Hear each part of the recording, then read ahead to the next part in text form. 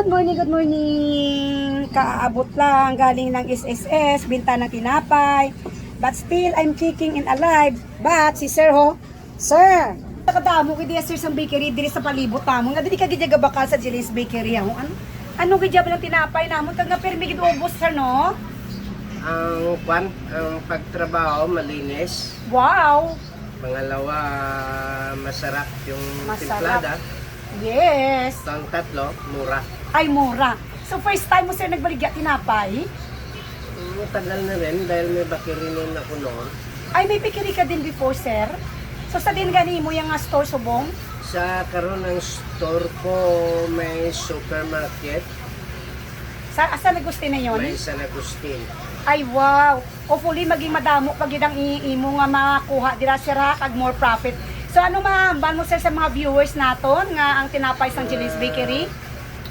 Kung ka budlay, magambal nga magkuha ka mo gidiri sa ginhings. Kaya nga, may mo nga maging kompetensya kung nasusulit. Tilayo man niya Sir Ila O, Changi. karon kung may malapit dira.